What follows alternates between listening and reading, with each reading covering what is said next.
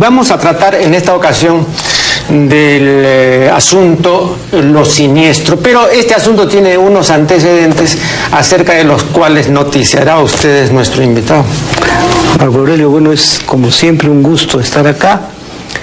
Y bueno, Lo Siniestro.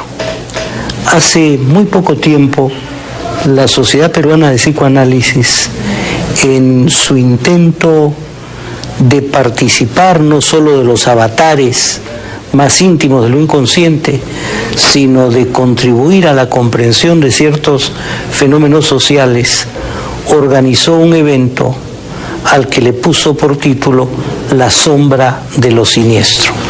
Esto se constituye un poco en el antecedente inmediato de otro evento que va a ocurrir en el mes de noviembre, el 15, 16 y 17 de noviembre, que le hemos puesto por nombre Al final de la batalla, utilizando los versos del gran poema de Vallejo Massa. ¿Cuál es la articulación entre estas dos cosas y cómo entender lo siniestro desde la perspectiva psicoanalítica? Estábamos conversando hace un rato, bueno, tú en esto eres un maestro en cuanto a la palabra, cómo lo siniestro ingresa a la academia, a la lengua española como lo opuesto a lo diestro, y luego se va cargando de significado, ¿no es cierto? Esta palabra, lo siniestro, es la traducción que hace López Ballesteros de una palabra alemana que Freud analiza realmente exquisitamente como ingreso, como exordio a su texto de lo siniestro. Y lo que plantea Freud en ese examen de la palabra y el ingreso luego a la vivencia es que lo siniestro, estoy usando la palabra que repito, no es una traducción exacta, es aquello que, siendo terriblemente familiar, muestra un aura de extrañeza. Es una extrañeza que inquieta.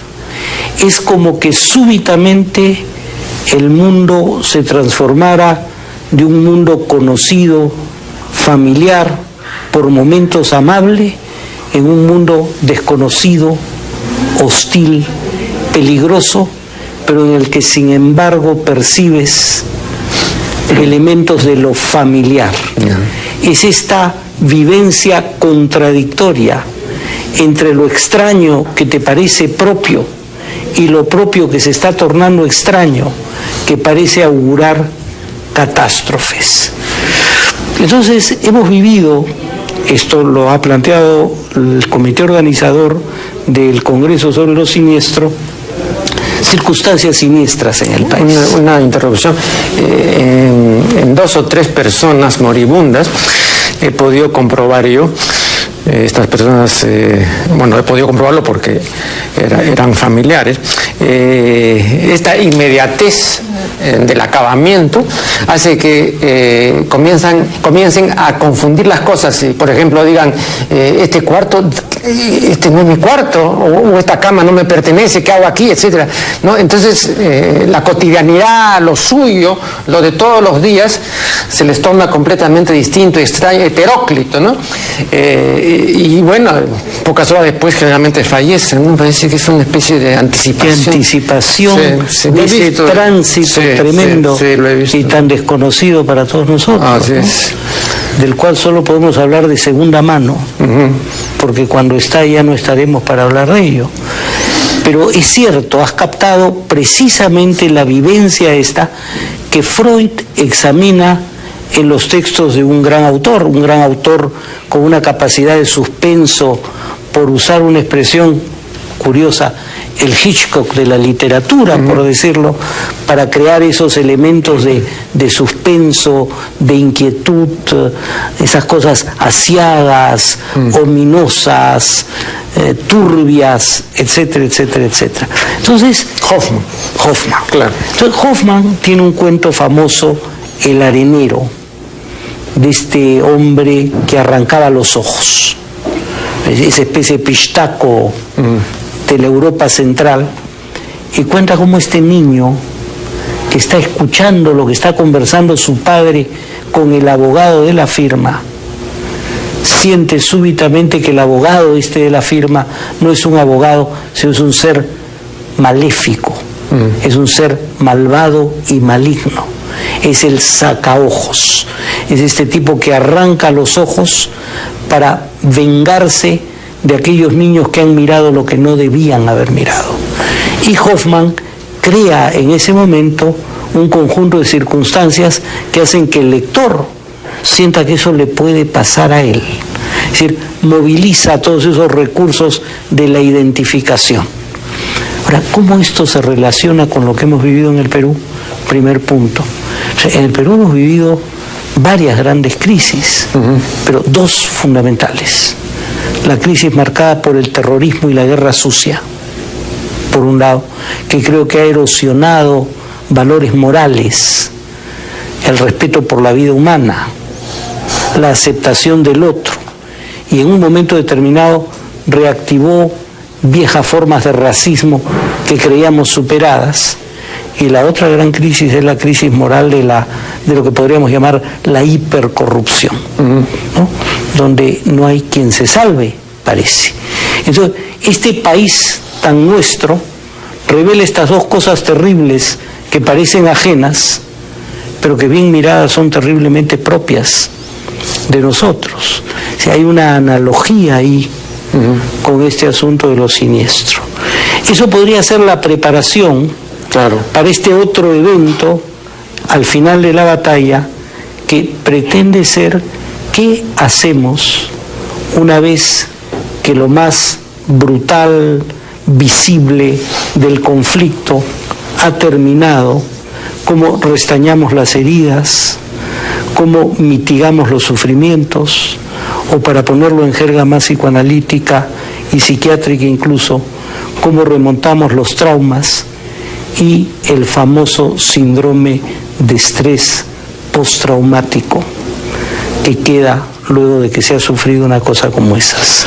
Ahora, con cargo de ampliar el punto más adelante, mientras que exponías estas consideraciones preliminares, estaba pensando, repito, esto que voy a decir no se conexiona necesariamente con lo siniestro, pero sí tiene, me parece, pertinencia, y esto, bueno, lo podemos ver más adelante. López Ibor, en uno de sus libros, refiere que en cierta ocasión el padre de Kierkegaard le contó la historia del bandido generoso, del bandido que mataba y asaltaba para favorecer a los menos favorecidos, una especie de Robin Hood, ¿no? Pero que no paraba, digamos, la consideración en los otros, si es que era necesario, pues los ultimaba con tal de apropiarse de los bienes que estos tenían para luego repartirlos, pero era un tipo violento, ¿no? Pero generoso. Y quedó muy impresionado Kierkegaard por estos relatos, y cuando terminó subió las escaleras para dirigirse a su cuarto y pasó por el espejo, y Kierkegaard entonces se detuvo y se miró en el espejo fijamente un momento y le sobrevino una gran crisis de angustia. López Ibor pregunta: ¿qué le pasó en ese momento a Kierkegaard? ¿Por qué se angustió tanto? ¿No? ¿Qué cosa vio en el espejo? Dice, vio al criminal que todos tenemos dentro, al monstruo que llevamos, ¿no? Vio la posibilidad de que él también pudiese convertirse en el bandido, ¿no? No, pero Marco Aurelio, la conexión es absolutamente exacta, te voy a decir. Freud plantea dos circunstancias vitales que él vivió, que él cree que corresponden a la vivencia de lo siniestro. Una es un día que en la calle se cruza con una persona y se la presentan y le dicen: le presento al señor Sigmund Freud. Y Freud se siente desconcertado de que alguien lleve su propio nombre y apellido, mas no es un nombre como Hernández, que es bastante común, y siente esta vivencia de extrañeza. Pero la segunda es mucho más cercana a lo que tú planteas. Freud está haciendo un viaje en uno de esos coches cama, se levanta a hacer una necesidad, y en el momento que va a abrir la puerta del baño tenía un espejo, ve a un sujeto vestido en camisón y con un gorro de dormir, y le parece un ser malentrazado y peligroso. Se sobresalta y era su propia imagen en el espejo. ¿Qué es lo que había visto Freud? Y Freud va a plantear que lo que vemos en lo siniestro es la aparición de aquellas estructuras de violencia, de odio, de terror, de miedo, de muerte, que creemos que hemos superado con el paso del tiempo y de la adultez y el proceso civilizatorio, pero que están ahí esperando el momento preciso para aflorar y mostrarnos que no hemos avanzado tanto como creemos, ¿no? Como dice Cirlot, ¿no? En la geología espiritual, las capas más profundas, ¿no? Los estratos más profundos.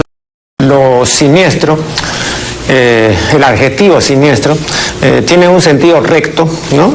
Que significa sencillamente lo que está a la mano izquierda, porque siniestro viene del latín sinistra, que quiere decir mano izquierda, ¿no? Pero hay una serie de sentidos figurados, ¿no? Entonces lo siniestro es lo torcido, lo malintencionado, lo avieso, ¿no? La propensión o inclinación al mal, o como muy expresivamente lo dice la academia, ¿no? El vicio o la dañada costumbre que tiene el hombre, o la bestia, dice, ¿no? El resabio, ¿no? Estos son los sentidos figurados de siniestro.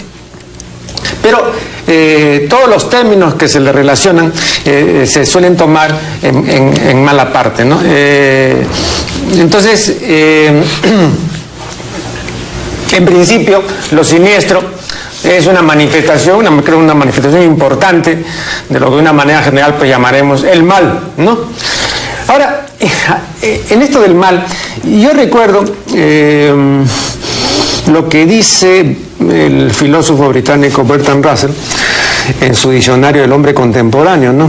Dice, hablando del mal, dice que conviene distinguir 3 clases de mal, ¿no? Lo que él llama los males físicos, los males que afectan el cuerpo, la salud, que nos hacen padecer, que nos provocan dolor, etcétera, ¿no?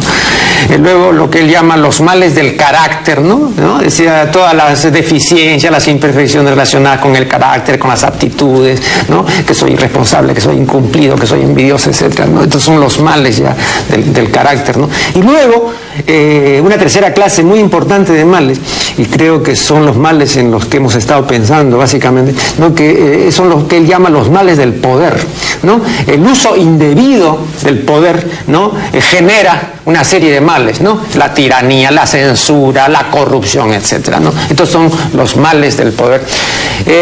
¿Tú dirías que básicamente lo siniestro se relaciona con estos males del poder? Lo siniestro en el sentido que se le ha dado en este momento en la reunión de la Sociedad Psicoanalítica ha buscado focalizar en eso. Yeah. Ha buscado focalizar en eso, si bien para Freud era el intento de describir una vivencia limítrofe, una vivencia que no se precipitaba absolutamente sobre el mal, sino la vivencia de la inminencia de un mal que podía hacer presa en ese momento de la persona. Era esta especie de momento previo a la eclosión del mal. Sin embargo, yo sí creo que hablando del mal, el mal con M mayúscula, probablemente sí esté ligado al mal que acarrea el uso del poder. Y sabemos que Maquiavelo en El Príncipe dice que sería un error para el gobernante pensar que los hombres actúan movidos por el bien, que el gobernante debe saber cómo administrar el mal, que el gobernante debe ser más temido que amado. Pero yo no creo que Maquiavelo inventó el maquiavelismo. Sí, Maquiavelo lo dice muy claramente en el introito del Príncipe, dice, mucha gente habla de repúblicas imaginarias, nos trae sus utopías, ¿qué nos pueden decir sobre la realidad? Yo más bien quiero hacer un discurso sobre la realidad del gobierno y del poder. Pero ¿por qué el poder genera esa tentación por el mal? Esa tentación que hace que el mal sea, para usar la expresión de Hannah Arendt, algo tan banal cuando se ejercita desde el poder, que haga que se produzcan cosas tan espantosas. Estamos hablando hace un rato en el intermedio, como la destrucción de las torres o este bombardeo pretendidamente quirúrgico, pero que, como dice el caricaturista Alfredo, es más bien una especie de fumigación que no un bombardeo. ¿Qué es lo que hace que podamos sentir que aplicar el mal es algo bueno? Esa es la gran pregunta que creo que nos plantea la ética contemporánea, y de repente el psicoanálisis podría ayudarnos un poquito a entender esto. Yo soy de los analistas que creo que el análisis puede contribuir a una visión que necesita recurrir a otras disciplinas para poder ser una visión de conjunto, ¿no es cierto? El famoso psicólogo Carl Gustav Jung ha pasado a la historia de la psicología, entre otras muchísimas cosas, por haber sido, si no el inventor, el usuario de la voz sombra para describir una realidad psicológica muy concreta y muy importante, ¿no? Se refiere al lado sombrío y oscuro que hay en todos nosotros. Bien, no sé si tú lo conoces, pero yo descubrí, gracias a un texto de Amici, El mundo de Amici, que ya Víctor Hugo había sido usuario de la palabra sombra en el mismo sentido que Jung. Sí, que Jung. Y ojo, cuando Víctor Hugo murió, Jung tenía 10 años de edad, ¿no? Porque Víctor Hugo murió en el año 85 y Jung en el año 75, o sea, tenía 10 años, ¿no? Bueno, o sea, que quizá pues haya conocido este término en ese sentido, ¿no? Pero aquí está la descripción, el retrato que nos ha dejado el mundo de Amici del incomparable autor de Los Miserables, ¿no? Y fíjate tú que bien interesante. Dice, tiene, Víctor Hugo, faz leonina. Cuando abre la boca parece que va a salir de ahí un rugido, y cuando levanta el robusto puño parece que no ha de bajarlo más que para triturar alguna cosa. En aquellos momentos se lee en su semblante la historia de todas sus luchas y de todos sus dolores, la tenacidad férrea de su naturaleza, los negros fantasmas de su imaginación, sus forzados, sus féretros, sus iras, sus odios, toda la sombra, como diría él, etcétera, ¿no? Bueno, ya se lo había usado, sumamente interesante, porque creo que la sombra, ¿no?, es una realidad psicológica incontrovertible, ¿no? Y a propósito de odios, ¿no? Yo también he hallado un texto sumamente interesante en estos estudios críticos de Émile Zola, ¿no? Y tiene un estudio que se llama Mis odios, ¿no? Y dice, el odio es santo, el odio consuela, el odio hace justicia, el odio engrandece. Y luego dice, si hoy valgo algo es porque estoy solo y porque odio. Y luego ahí enumera todos sus odios, ¿no? Eso no odia a los hombres incapaces, a los impotentes, a los imbéciles, etcétera. No, bueno, es una larga lista, enorme lista, ¿no? Y yo creo, no sé si tú compartes ese sentir, yo creo que el odio, a diferencia de la envidia, sí puede ser creativo. La envidia no, la envidia sí es absolutamente inmovilizante, frustrante, pero uno puede llegar a ser creador, y muchos lo han llegado a ser odiando, ¿no? Yo recuerdo una frase de Bismarck, ¿no? Que un día su ayuda de cámara lo notó un poco así cansado y todo, y parecía que había dormido bien, y le preguntó qué cosa es lo que había ocurrido, si no había tenido un sueño grato y todo. No pude dormir, dice Bismarck, toda la noche me la pasé odiando, dice, ¿no? Claro, cuando uno está muy feliz, cuando uno tiene una gran felicidad, no puede dormir tampoco, ¿no? Y cuando a uno le embarga un odio incontenible, tampoco puede dormir, ¿no? Pero qué curioso, ¿no? Qué curioso que se levantó feliz. Sí, feliz. Sí. O sea, no se levantó, salió al día feliz. Sí. Fíjate, hay varios puntos acá que creo que son importantes de precisar. Yo creo que una cosa es el odio de un Solá, que de repente es el odio que le permite separar el trigo de la paja y poder afirmar su vocación, que le permitió acusar cuando tenía que acusar, enfrentarse cuando tenía que enfrentarse. Una cosa es el odio de un Hugo, que le permite escribir Los Miserables desde el odio al opresor y el amor a los oprimidos, y otra cosa es el odio que se puede traducir en una acción brutal, destructiva, violenta y negativa. En lo que estoy totalmente de acuerdo es en que hay que distinguir odio de envidia, y la envidia no lleva a nada. Yo siempre recuerdo ese cuento de Esopo, terrible pero revelador.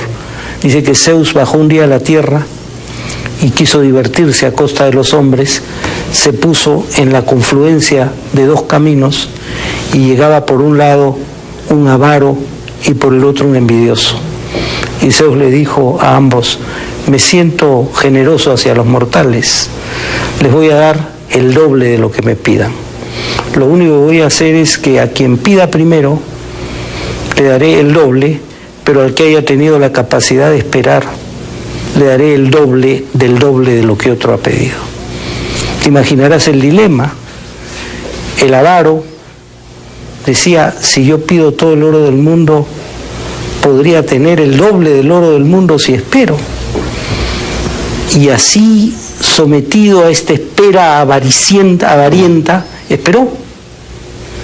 Pero el envidioso se apuró, porque temía que lo ganaran de mano. Y le dijo a Zeus: ya sé, Zeus, lo que quiero, arráncame un ojo. El otro iba a recibir el doble. Claro. Es decir, el envidioso no quiere su bien, quiere el mal del otro. Quiere el mal del otro porque no tolera el bien. La persona puede odiar a quien siente que se interpone entre él y el bien. En este caso, el mentiroso, el impotente, el vicioso, el canallesco, el cobarde, se está interponiendo entre este sujeto, en este caso Solá, y el valor que está aspirando. El cobarde se interpone entre él y la valentía, el impotente entre él y la potencia, y por lo tanto está diciendo: odio todo aquello que me impide alcanzar esto. Y puede ser, en tanto que eso, una fuerza creativa. Claro. No así la envidia. Pero sí es peligroso el odio. El odio es peligroso porque puede transformarse y pasar muy rápidamente a la acción. Yo lo que creo que tenemos que pensar, y creo que de repente esto es lo que me incita a tu texto de Solá, que creo que tenemos que pensar en formas de decantar el odio, de purificarlo. Yo recuerdo, que en una conversación con Richard Evans, Jones, el famoso biógrafo de Freud, en algún momento se puso sobre el tapete el problema del amor universal, ¿no? Y bueno, Freud no creía en el amor universal, y bueno, muchos otros tampoco han creído, ¿no? Y seguramente hay seres excepcionales que han amado universalmente, pero son seres excepcionales y no por eso dignos de imitación, ¿no?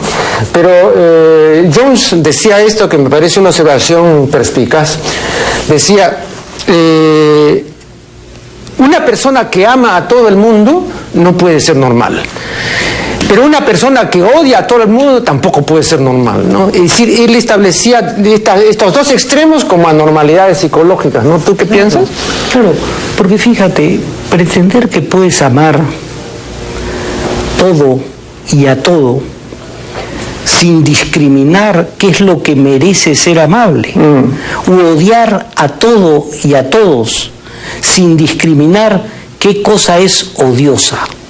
Uno de mis maestros, el psicoanalista Winnicott, escribió un texto importantísimo que se llama El odio en la contratransferencia. El odio que un analista puede sentir en un momento particular por un paciente determinado cuando este paciente está siendo o cometiendo algo que merece ser odiado. Tú no puedes amar al sujeto que está haciendo daño. Claro. El que hace daño es odioso. Y tú tienes que decirle, su comportamiento me inspira odio, no me puede inspirar amor. Y si yo pretendiera que esto me inspira amor, estaría yo santificando su canallada. Aunque podría ir también pasar lo del Balsa, ¿no? Odio, quiero más. Con el doctor Seguín y estábamos ocupándonos del odio, ¿no? Recuerdo que fue en una entrevista hace muchos años que yo le hice en el Canal 11. Bueno, al concluir casi ya al agotar este asunto, yo le dije, bueno, doctor Seguín, ¿y qué hacer con el odio? ¿Combatirlo? ¿Tratar de erradicarlo? ¿Qué hacer? Fíjese, Neri me dijo, tenemos que convivir con el odio, ¿no? Pero lo otro nunca ha dado resultado y no tiene que dar resultado y no podrá dar resultado.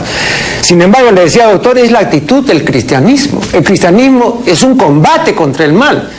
De modo que el cristianismo sí tiene ese intento de combatir, de erradicar, de eliminar. Y ahí está la oración del Padre Nuestro, líbranos, es una petición, ¿no? Líbranos del mal, ¿no?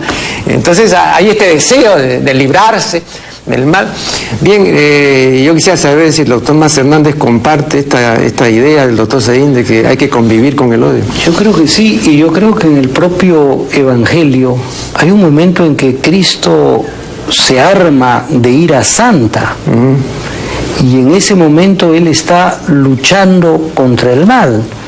Yo creo que habría que hacer distinciones, y no son distinciones sutiles y mucho menos sofísticas, entre el mal y el odio. Hay gente que puede efectuar el mal desde una frialdad aterradora.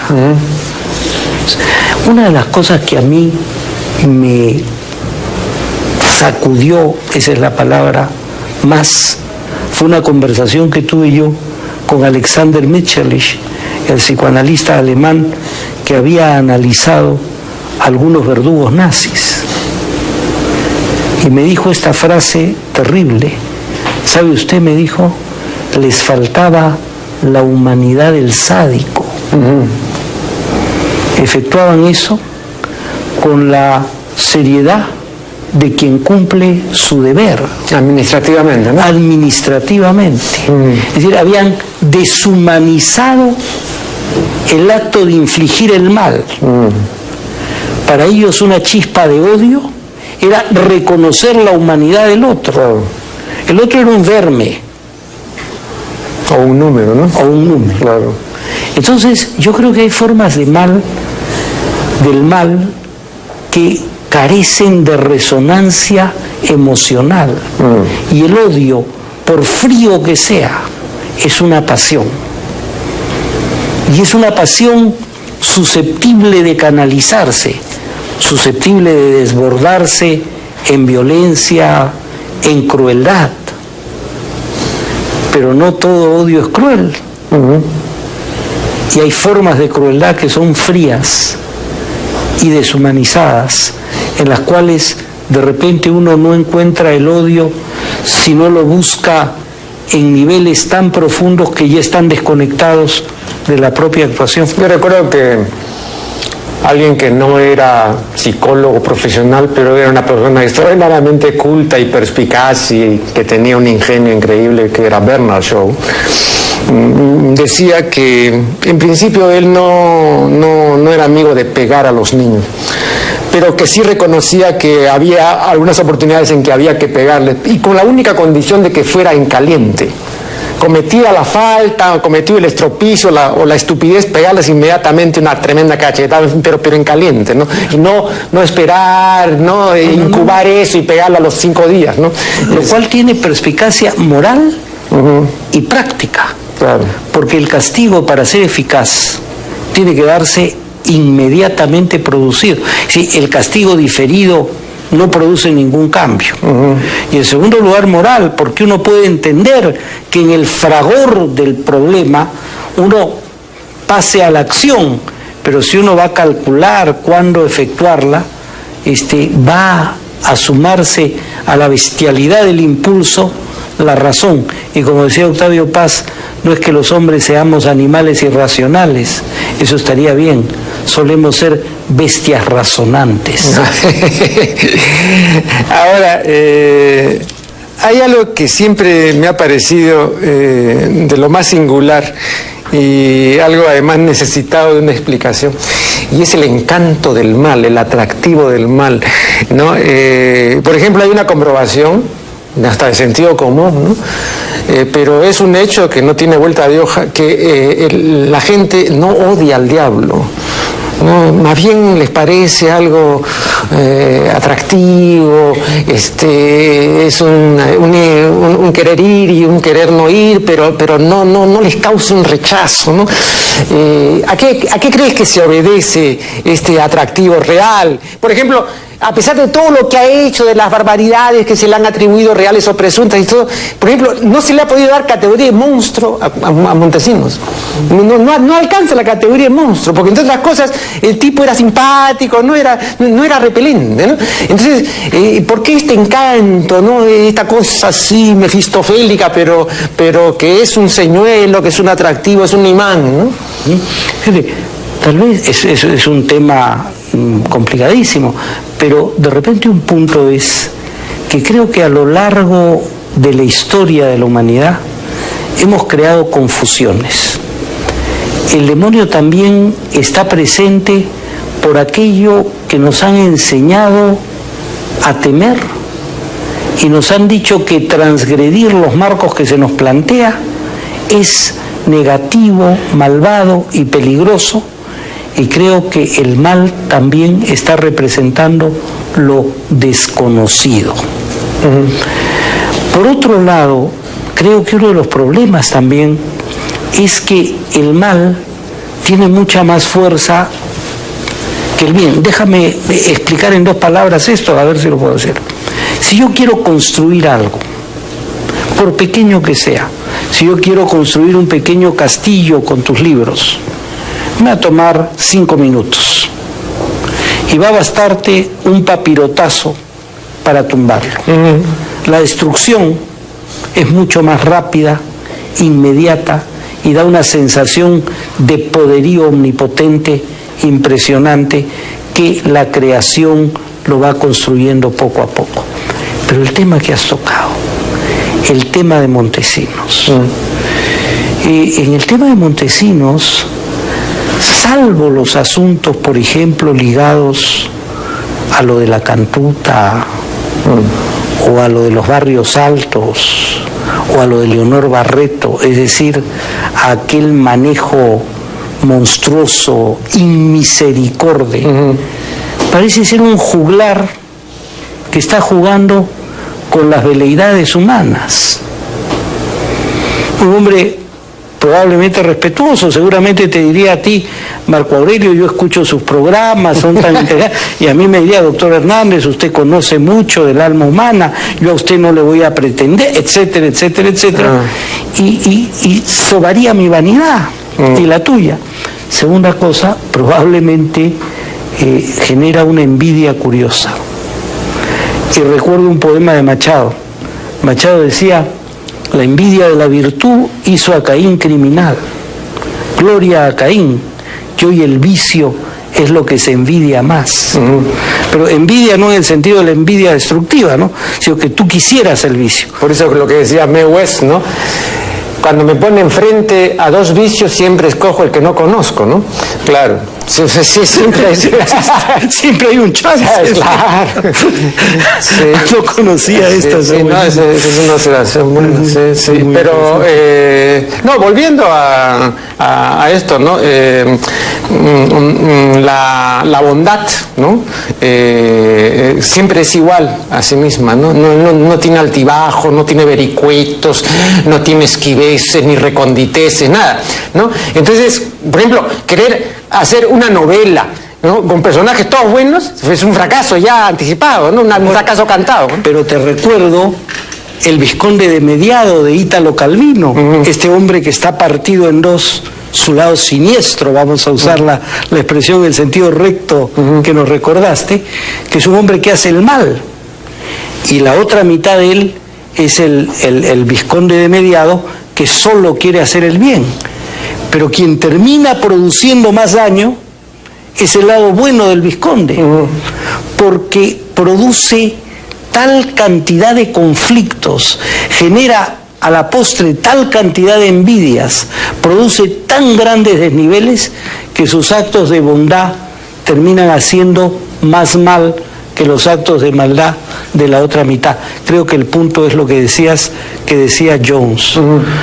Tenemos que reconocer que como seres humanos amamos y odiamos, que en nosotros hay una pugna, por ponerlo en los términos freudianos, entre eros y tánatos, por ponerlo en otros términos, entre el instinto de vida que quiere construir y el instinto de muerte que quiere destruir. Y creo que nuestra pugna es por tratar de saber que somos eso, que no somos ni demonios ni ángeles, que no somos el sumo bien, que no somos el sumo mal, que hay gente que en determinados momentos puede hacer muchísimo daño, muchísimo mal, odiando o sin odiar, que de buenas intenciones, como decían las tías, está empedrado el infierno. Así es. Y que probablemente tenemos que seguir una lucha permanente por esclarecer estas cosas. El catecismo de la Iglesia Católica. Y aquí, en el capítulo dedicado a lo que el catecismo llama las ofensas a la castidad, la primera ofensa a la castidad, según el catecismo, es la lujuria, ¿no? O sea, el apetito, el deseo, el goce desordenado del placer venéreo. Dice el catecismo, el placer sexual es moralmente desordenado cuando es buscado por sí mismo, separado de las finalidades de procreación y de unión. Entonces, por ejemplo, mi querido Max, ¿no? Para la Iglesia, ¿no? Esto está repitiendo lo que siempre ha dicho la patrística, ¿no? El placer por sí mismo, el placer per se es malo, ¿no? Entonces el placer, para que se justifique, tiene que ser en aras de la procreación, por la unión, ¿sí? Santificado por el amor, etcétera, ¿no? Pero así solo el placer, no. Y yo me pregunto, ¿por qué no? Bueno, es un tema, en primer lugar, yo creo que si la Iglesia Católica necesita un ayornamiento, es en su postura con respecto a la sexualidad. Creo que esto es absolutamente necesario, creo que es fundamental. Y no solo estoy pensando en todo el asunto demográfico, que de suyo es todo un problema, sino en todas estas cosas que impiden que el hombre busque su propio goce. Recuerdo que en una exhibición que vi en Italia de surrealistas italianos, había una surrealista italiana, Valentín de San Paul, y ella decía, la lujuria es la investigación carnal en lo desconocido. Es decir, estaba planteando y retomando en ese verbo conocer, el conocimiento también en su dimensión sexual. Es decir, plantear que la única función de la actividad sexual, de la sexualidad, es estrictamente la procreación, es circunscribir y limitar una de las posibilidades que el ser humano tiene. No, la otra es lo que llama la Iglesia Es muy gracioso la expresión, el remedio de la concupiscencia, ¿no? También eso, ojo, o sea que no solamente, bueno, engendras proles, sino además que remedias la concupiscencia, pues. Ah, claro. Ya. No te había dado cuenta. Le pones rienda. Sí, así es, pues, bueno, no, claro. Entonces, yo sí creo que estás tocando acá un tema que es absolutamente esencial. Hay que desmistificar la sexualidad. Tú creo que en eso cumples hace mucho tiempo un papel muy claro en nuestro país, y creo que es muy importante explorar qué cosa puede haber detrás de todo esto. ¿Qué es lo que hay de subversivo en el goce sexual? ¿Qué es lo que hay de liberador en la satisfacción sexual? ¿Qué es lo que hay de creativo en el sentido más alto de la palabra y de cuestionador en la liberación de la sexualidad? Fíjate, por ejemplo, por eso siempre han producido en la iglesia recelo los místicos, ¿no? Claro. Porque los místicos comienzan a hablar, pues, como que muero, porque no muero y todo, claro. Y entonces porque claro. Esto de acá detrás de esto está el afán de control, de claro. Controlar la sexualidad de la gente, claro, ¿no? Pero claro, entonces, y tú estás planteando eso, y mencionabas hace un rato, antes fuera de cámaras, creo, la poderosísima influencia de Trento en esto. Claro. Pero Trento también produce, es interesante cómo lo reprimido retorna. Tú te debes acordar del éxtasis de Santa Teresa del Bernini. Así es, un orgasmo total. Es un orgasmo. Sí, pues. Y la flecha del ángel es una flecha que hiere los genitales de la santa en la dirección en que está apuntada. Tú sabes que hay un comentario del presidente de Bros, presidente francés, cuando vio esta Teresa extática de Bernini, ¿no? Y entonces le dijeron, esta es la escultura del amor divino. Un momento, dijo, carajo, si este es el amor divino, entonces yo lo conozco, ¿eh? No, eso es el claro de celibato, ¿no? Y superior al matrimonio. Claro. Y entonces ha habido un descuido del cuerpo que me cuentan algunos amigos cercanos a la Iglesia Católica, que se está buscando remediar, todavía probablemente no en las grandes jerarquías, pero sí a nivel de los grupos religiosos jóvenes, ¿no? El cuerpo es tan sagrado, tendría que serlo como el alma.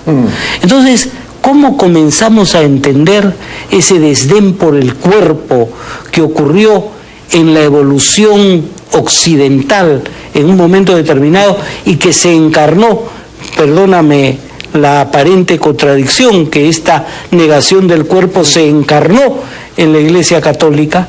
¿Y cómo podríamos nosotros tratar de recuperar los valores absolutamente sagrados, si se permite la palabra, en el sentido no religioso del término, del cuerpo, de la vida, de la realización, del goce, de la satisfacción, de la plenitud también de los sentidos? Ahora fíjate tú, el Papa reinante, hace años porque esto sí lo dijo hace años, y me pareció impresionante lo que dijo, ¿no? Porque cometió 2 errores seguidos, no uno, sino 2 errores.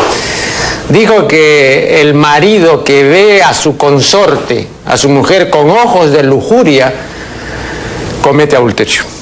Ahí hay 2 errores. Primero un error técnico, por cierto, porque no puede cometer adulterio con su propia mujer, pues no, pues eso es elemental, o sea que por ahí el primer error es clarísimo, ¿no? Ese es el primer, pero el segundo error es peor. Imagínate, pues, mi querido Mas, tú además que eres un conocedor profundo del alma humana, imagínate tú una pareja de casados, 10, 15 años, ¿con qué ojo de lujuria puede ver el marido a su mujer? Pues no, ni hablar, ¿no? O sea que es un error peor todavía, ¿no? ¿Qué ojo de lujuria? Ni la ve, pues, hermano, ni con ojo de lujuria, ni no la ve, ¿no? Entonces, pero ¿te das cuenta cómo eso es inmiscuirse en la intimidad de la pareja? Entonces, yo sí creo que hay algo importante. Estamos viendo ahora, en el conflicto en medio del cual estamos, cómo porciones del Islam no se han secularizado y por lo tanto tienen esta posibilidad de transformarse en formas teocráticas, terribles, abusivas. Pero acá hay porciones también de la religión que no se han secularizado lo suficiente. Claro.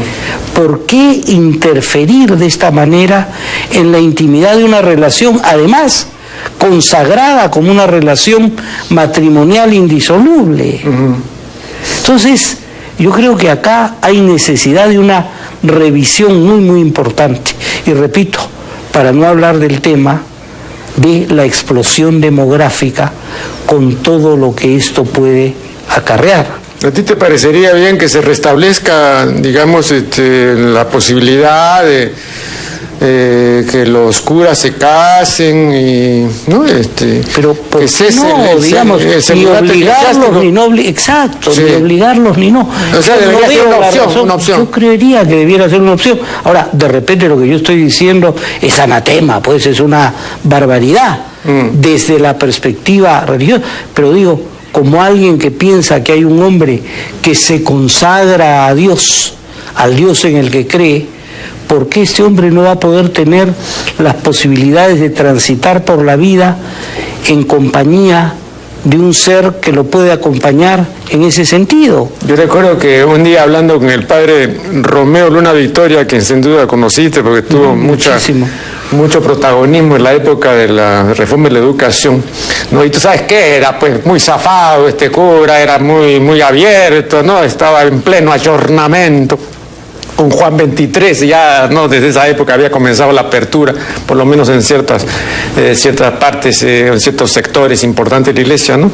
Y como yo lo veía así, muy liberal y muy de avanzada, y le dije, mi querido Romeo, el Código de Derecho Canónico distingue entre el hereje, el cismático y el apóstata.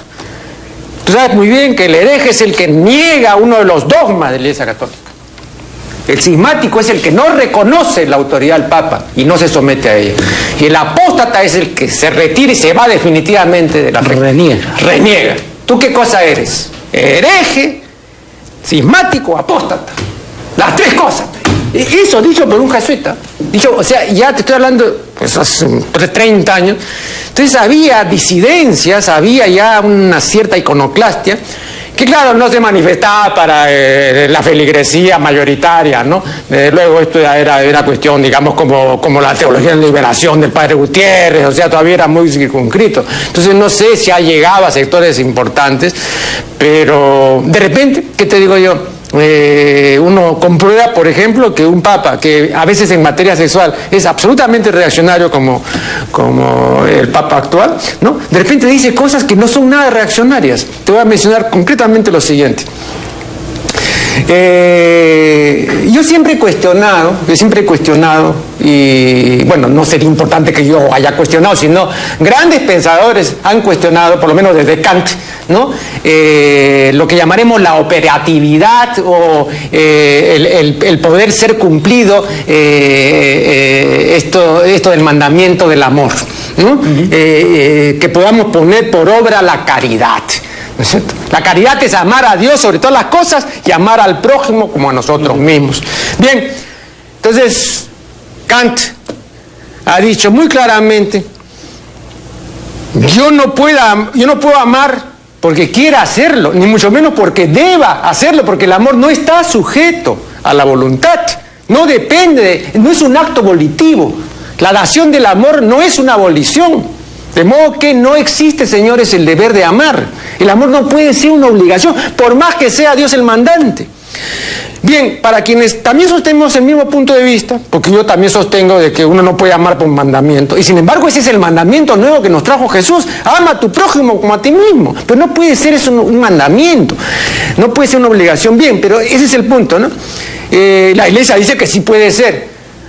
Y aquí, bueno, yo he expuesto este punto a diferentes invitados y me han dado diferentes explicaciones. Bien, pero de lo que se trata básicamente es esto. En la Carta a las Familias Cristianas, el actual Papa menciona esto de pasada.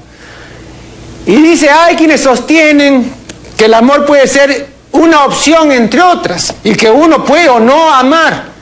Y entonces agrega esto, y nunca lo he visto en ningún papa, dice, hay algo de razón en esto.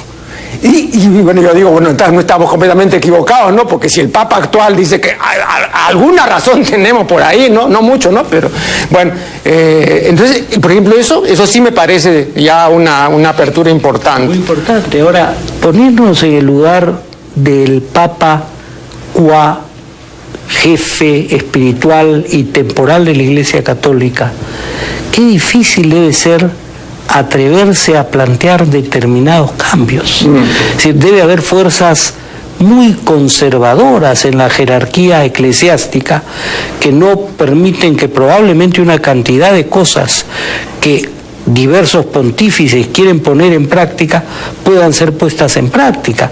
Y de repente aparecen estos pequeños momentos de destello y claridad frente a formas lamentablemente, a mi entender, arcaicas, represivas, y creo que no hacen ningún bien ni a la humanidad y a la postre ni a la misma Iglesia, ¿no?